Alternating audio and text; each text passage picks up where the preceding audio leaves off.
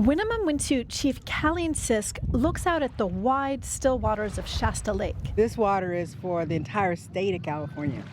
It is the Keystone Project in the 40s that created the large corporate farming in the desert and makes California rich. This water makes it rich. It's not a natural lake. The harm it did is never far from her mind. It covers up our homeland. It displaced us. It gave us nowhere to live. And it took our salmon away and gave the salmon nowhere to live. Some people see it just as a recreational area. Yeah, they don't know where it comes from and they don't know basically anything about water. Most people, surprisingly enough, know only that left handle is hot and the right handle is cold.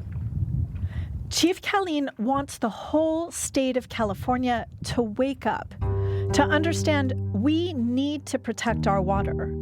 She also wants justice. She wants the salmon back.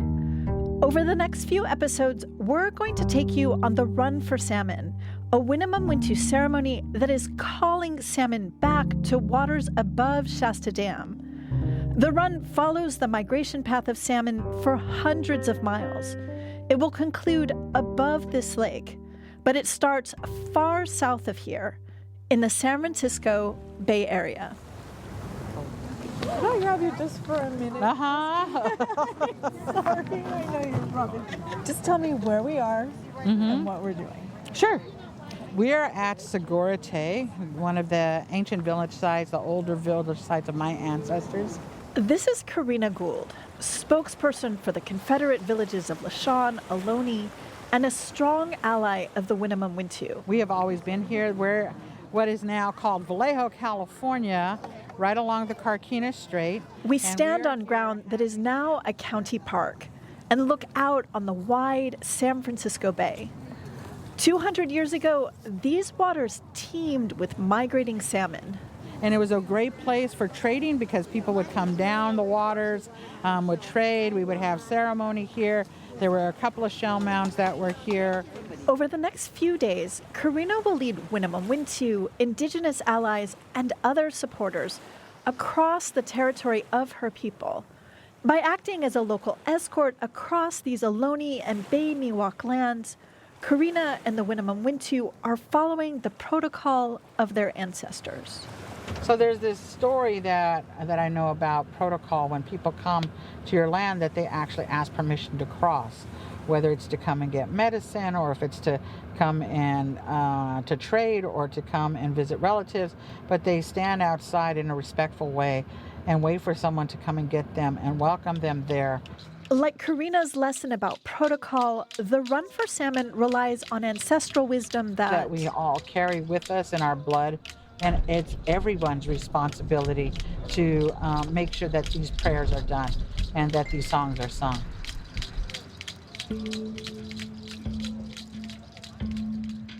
From KALW's The Spiritual Edge, this is A Prayer for Salmon, an audio documentary series about the Winnemem Wintu people and their clash with Northern California's Shasta Dam. I'm Judy Silber.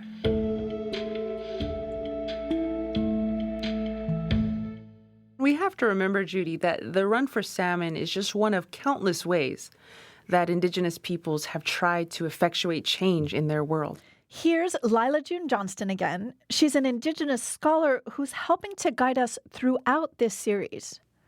There's a long history of Native activism in this country, right?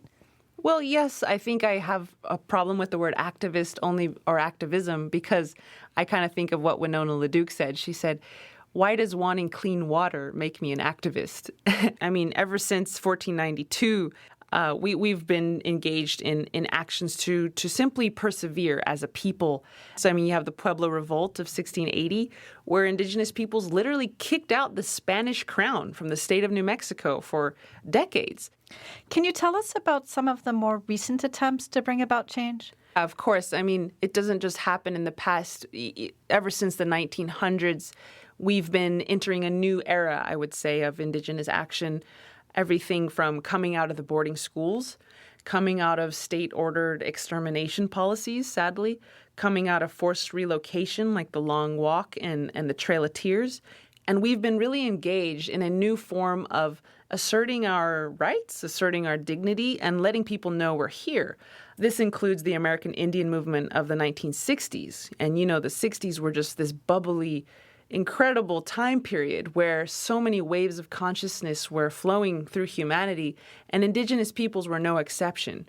We had the American Indian movement, we had the longest walk, we had the occupation of Alcatraz, we had fishers in New England and the Pacific Northwest doing nonviolent civil disobedience by just fishing what they've been fishing for thousands of years. And it's been really quite beautiful what has happened in the past century. What about Standing Rock? How is that playing out today? I think Standing Rock has absolutely defined Indigenous action within this millennium. We have shown the world that we are capable of articulating a message and reaching a global audience. We were simply trying to protect the very thing that not only gives Indigenous peoples life, but all of us life, and that's water. And in a way, in a big way, that's exactly what the Winnemem Wintu are doing today with the Run4Salmon. Chapter 5, The Run4Salmon. Hey, the walk is leaving now. Bye. Goodbye. See you guys. It's September, already a warm day with the promise of getting hotter. The Run4Salmon starts out at Segorite on a dirt trail that winds through low hills full of chaparral. Over 2 days, we'll walk a total of 27 miles. We look out at the Carquinez Strait, where the San Francisco Bay narrows before it opens up again. All life is sacred. Water is life. Water is medicine. Water is sacred. An elder named Wounded Knee de Ocampo is here. He's Miwok from the Sierra foothills, one of many allies who support the Winnemem Wintu on the Run4Salmon. Wounded Knee is what's known as a long walker, and for much of today, he will walk at the front of the group. He earned the title in 1978 when Native American activists marched across the country to protest policies that took away Indigenous rights. The battle must go on to protect something that's very sacred to everybody that lives on this earth as earth people. For the salmon we ride, for the salmon we paddle, for the salmon we ride. At times, the run feels festive. People are chatty, they joke around a lot. But when we're actually walking, the group is often serious, like in a prayer. We walk at a steady pace. Hand drums and ceremonial songs keep us focused. The group is often single file as it winds its way through urban neighborhoods. Even walking through these areas it's just putting step by step, like even if it's not like the prettiest part all the time, you know, just by stepping on the land, you have a different relationship. Stephanie Dodaro is in her mid-40s, of mostly European heritage, but traveled cross-country with Indigenous activists a few years ago. She says walking in prayer is a different way to walk on the land. You put sweat equity into that. You become bonded with it in a different way, and so you get to appreciate it more as the end result. Out here, her walking prayer focuses on the Run4Salmon's goals. You know, I think about the salmon, I think about the water, I think about everyone has to drink the water, you know, everyone who's affected by, you know, everything that's happening in our environment. The land we're on is pretty built up. The railroad hugs the shore for a ways. There's military and industrial development, including a CNH sugar plant and a Shell refinery. Also a lot of housing, sidewalks, cars, strip malls, concrete. Winnemem Wintu Chief Colleen isn't walking with us, but she checks in regularly by car. At one point, she takes note of the surroundings. It's incredible because this should be marshland. This should all be tules. It should be like almost like the Everglades. We stand on the street. Cars whip by. She looks out at the boxy houses and wide streets and laments the thoughtless development. It's like this is such a sensitive estuary that is critical to the salmon in their journey to the northern rivers. The houses everywhere. They've diverted the water system so that the springs don't come up here anymore. And, this is called modern living, but with no sense of where is appropriate to live. And this is what modern living did not consider. It did not consider what salmon needed. The beauty of salmon is the way they travel vast distances across diverse habitats to fulfill their destiny, to breed the next generation. Before we move on, let's review how it would go if you were an adult salmon. After feeding in the wide Pacific Ocean for a few years, you'd start the long journey back to where you were born. You'd first pass into inland waters through one small opening under the Golden Gate Bridge. Then you'd head east through the San Francisco Bay before coming to the place where two great rivers meet, the Sacramento and San Joaquin. They form what's called the Delta, once a prolific feeding ground for all kinds of fish. Through it and beyond, you do your best to smell your way back to the place where you'd been born. All of the human rerouting of water might confuse your sense of direction. But if you manage to follow the Sacramento River, about as far as you could get is Shasta Dam. When it was first built, people told stories of salmon hurling themselves against the dam as they tried to jump past. If you're a salmon today, your DNA might tell you to push forward, but you'd be stuck. There's no way to make it to Winnemem Wintu homelands on the McCloud River, where your salmon relatives once abundantly spawned. There you go. That's loud.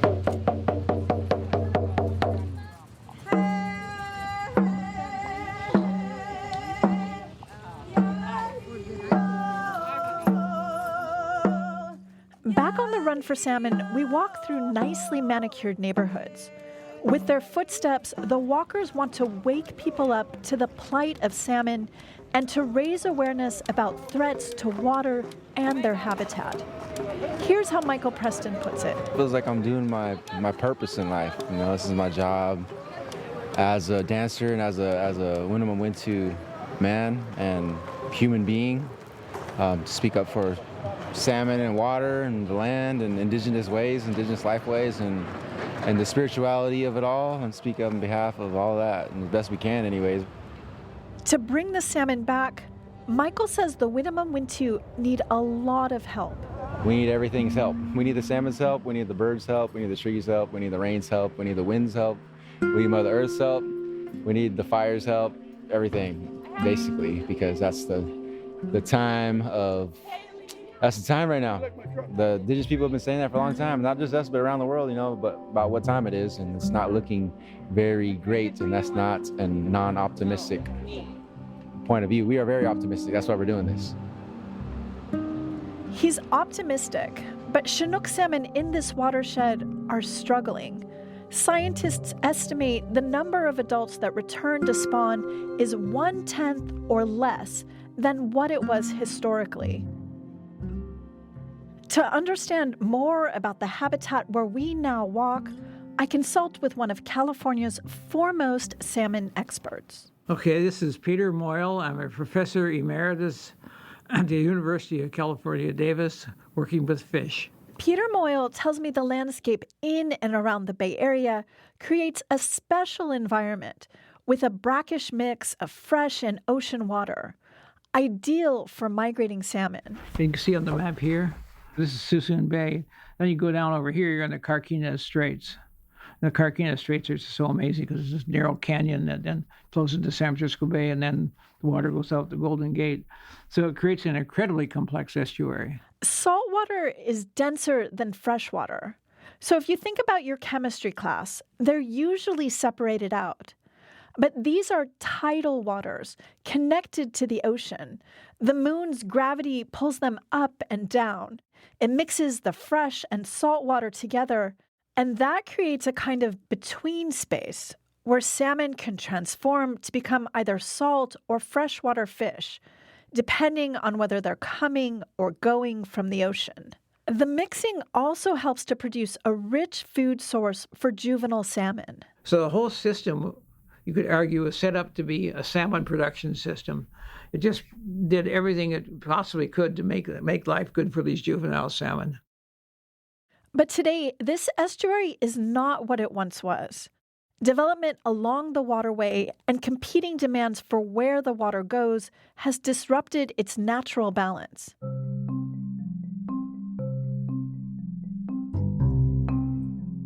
You're listening to A Prayer for Salmon from KALW's The Spiritual Edge.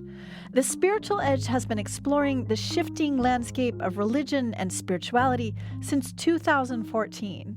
We brought you 3 podcast seasons: Sacred Steps, Becoming Muslim, and now A Prayer for Salmon. We're ready to bring you season 4, but to make it happen, we need your help. So please go to thespiritualedge.org and click Donate. Any amount will help. And thank you.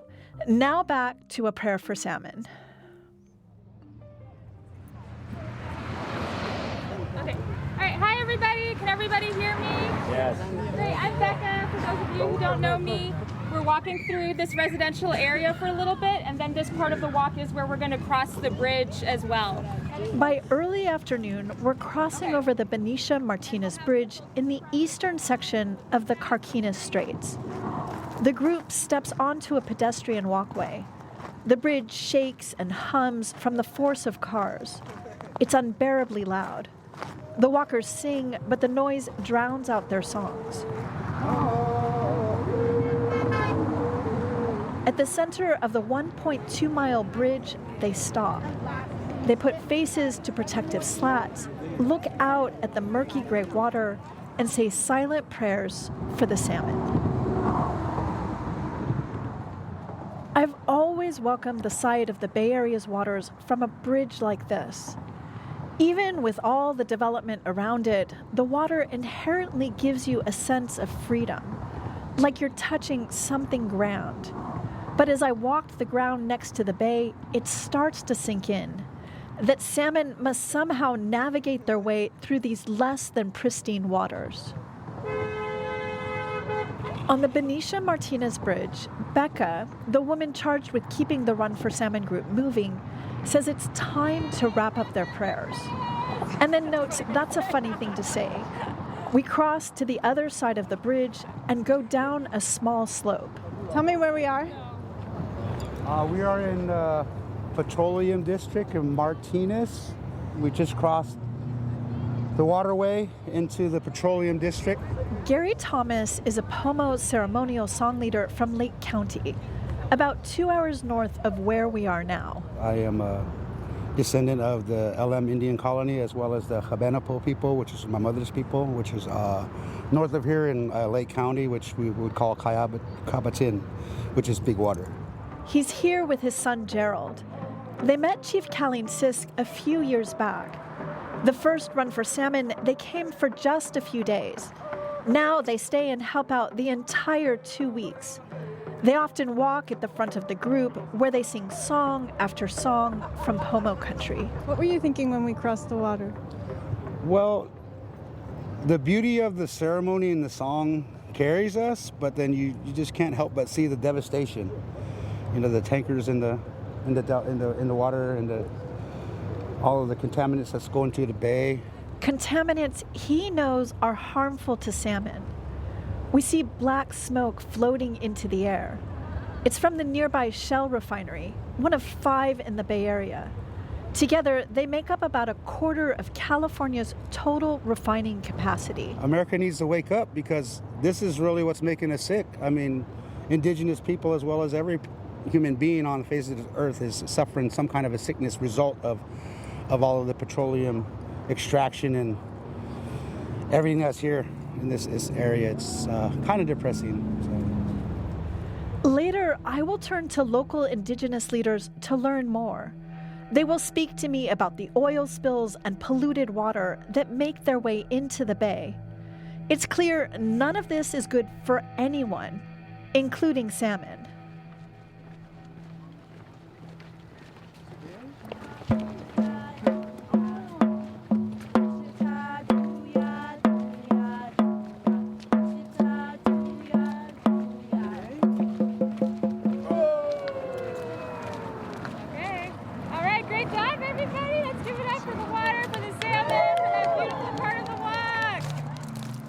The next morning, we continue to head east, doing our best to follow the salmon's migration path.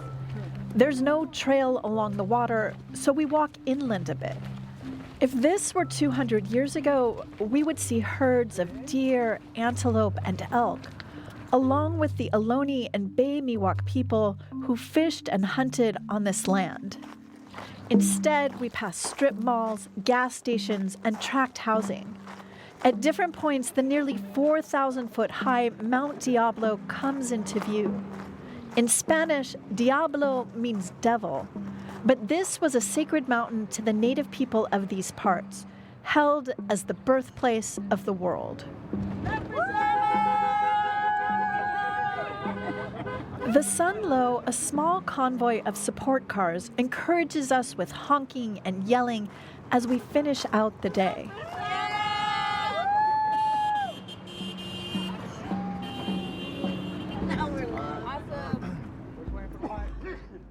We walk through downtown Pittsburgh. Here, you can feel the layers of history that helped shape California's path, where the needs of settlers took priority over those of nature and salmon. During the gold rush, fortune seekers passed through this town on their way to the mountains. Behind us, in the foothills of the sacred Mount Diablo, companies started mining coal. At a small park near the water's edge, Chief Colleen gathers the group in a circle. We can see the meeting place of the two great rivers, the Sacramento and San Joaquin. Here, salmon canneries operated for more than 80 years. But it's the river of 7 major rivers, plus a lot of tributaries that create this water behind us. And of those rivers are many different peoples, many different tribes, beliefs, songs, dances, all the way down to here.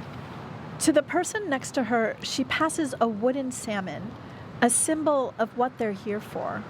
As it goes around the circle, people speak about their experiences on the walk. Lishan Ohlone leader Karina Gould takes the salmon in her hand. I'm so thankful that in my lifetime that we are able to see this happen, that we're able to see many different nations come together and tribes come together, the Winnemem and the Ohlone creating that relationship, recreating that relationship, the ongoing relationship together. They're bringing the salmon people together all along the waterways. The salmon continues to make its way around the circle. Those who touch it express sadness, sorrow, dreams, and hope. The salmon will carry those emotions the whole 300-plus miles to the Winnemem Wintu homelands on the McCloud River. Whew, that's a lot. So much goodness, that's coming through you and coming up through this grounds. Next time on A Prayer for Salmon, the journey continues. This time on the water, we witness how human progress has decimated a key salmon habitat. And so you take a place that was this enormous, enormous wetland and you take 98% of it away. It's a totally different place now. That's on the next episode of A Prayer for Salmon from KALW's The Spiritual Edge.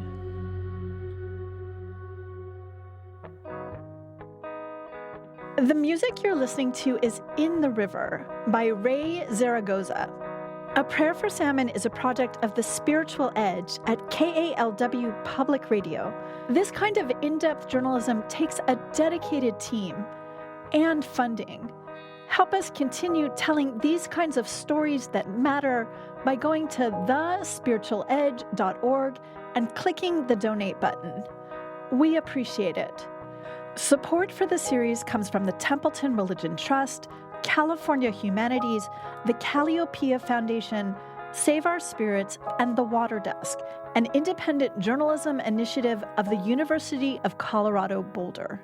Thank you to the Winnemem Wintu and the Run4Salmon community for welcoming us, our microphones, and cameras into their midst. To contribute to the Winnemem Wintu's Land Back Initiative, go to sawalmem.io. That's SAWALMEM.io. I'm so grateful to my incredible team for all of their hard work. Loretta Williams and Jeb Sharp are the editors.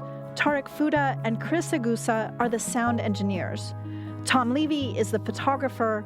Lindsay Myers-Humley is the digital content manager.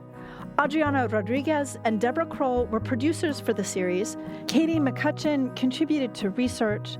Danya Abdel Hamid is our fact checker. Our advisory committee is Mark Dadigan, Joseph Orozco, Brendan Lindsay, Les Hall, and Michael Preston. Thanks also to Elka Carl for her public relations work, and to Ben Trefny, John Carroll, and Shireen Adele at KALW for their ongoing support. We are so grateful to Lila June Johnston for her insightful commentary. We have lots of beautiful photos from this series. Go to thespiritualedge.org and check them out. You won't be disappointed. We are mindful that The Spiritual Edge is produced on Ohlone and coastal Miwok land. If you live in the San Francisco East Bay, as I do, consider giving at segoritelandtrust.org. Until next time, I'm Judy Silber. Thanks for listening. In the river is our sisters and our brothers. We are camping out for each other.